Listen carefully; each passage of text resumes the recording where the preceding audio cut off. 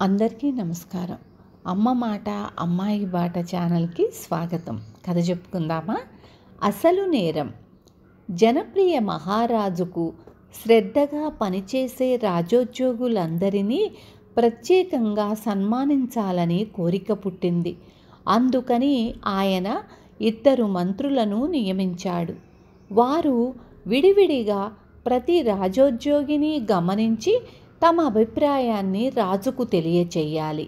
2 దృష్టిలోనూ మంచి పనివాళ్లుగా ఉన్నవారికి రాజు 1 మాసపు జీతం బహుమానంగా ఇవ్వాలని నిర్ణయించుకున్నాడు.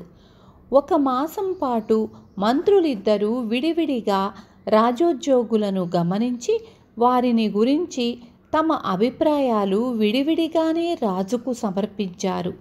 రాజు వివరాలన్నీ శ్రద్ధగా చదివాడు.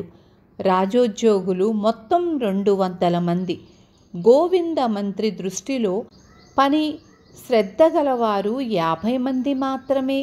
కానీ ఈశ్వర మంత్రి దృష్టిలో 150 మంది.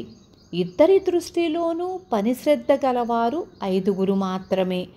జనప్రియ మహారాజు ఎంతో సంతోషించి ఆ 5 అదనంగా 1 నెల జీతం బహూకరించాడు. ఇలా జరిగేసరికి మిగిలిన రాజోద్యోగులు ఉద్యోగుల పని శ్రద్ధను మహారాజు గారు ఏ విధంగా నిర్ణయించింది తెలుసుకోవాలని పట్టుపట్టారు. జనప్రియ రాజు వారితో ఉద్యోగుల పని శ్రద్ధ నిర్ణయించటానికి 2 నియమించాను. 2 ఏకగ్రీవంగా పని శ్రద్ధ గలవారిని నిర్ణయించిన 5 బహుమానం ఇచ్చాను అన్నాడు వారితో. అయితే మిగతా 195 మందికి పని శ్రద్ధ లేదని వారు ఏకగ్రీవంగా నిర్ణయించారా అని ఉద్యోగులు రాజును అడిగారు. లేదు, 1 మంత్రి కొందరిని, ఇంకో మంత్రి మరికొందరిని ఎన్నిక చేశారు. 2 ఎన్నిక చేసిన వారికే బహుమానం ఇచ్చాను అన్నాడు రాజు.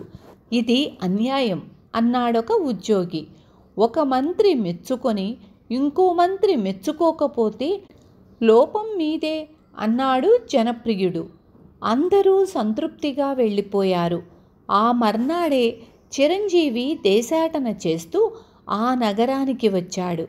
చిరంజీవి మహాజ్ఞాని అని విని జనప్రియ మహారాజు అతన్ని ప్రత్యేకంగా రాజభవనానికి ఆహ్వానించి అతిథి సత్కారాలు చేశాడు. ఆయన చిరంజీవితో కథ అంతా చెప్పి 1 మనిషి మీద 2 మనుషులను నిఘా వేసి అభిప్రాయం చెప్పమంటే 2 చెరో రకంగా చెప్పినప్పుడు ఏ అభిప్రాయాన్ని స్వీకరించాలి అని చిరంజీవిని అడిగాడు. చిరంజీవి నవ్వి నిఘా వేసిన ఆ 2లోనూ ఒకడు శిక్షార్హుడని నా అనుమానం అన్నాడు.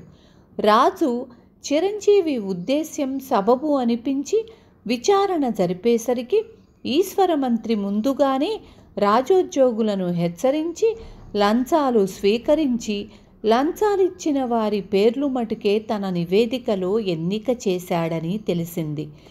ఈశ్వర మంత్రికి లంచమిచ్చిన వాళ్ళు రాజుతో ఆ మాట చెప్పడానికి భయపడ్డారు. తమపై గోవిందమంత్రి నిఘా ఉన్న సంగతి వారెరుగరు. ఇంత చిన్న విషయం తనకు తట్టనందుకు విచారిస్తూ రాజు గోవిందమంత్రి మెచ్చుకున్న 45 మందికి బహుమానం ఇచ్చి ఈశ్వర మంత్రిని లంచమిచ్చిన వారిని శిక్షించి చిరంజీవిని ఘనంగా సన్మానించాడు. విన్నారు కదా? రేపు మళ్ళీ ఇంకొక మంచి కథతో మీ ముందుకొస్తాను.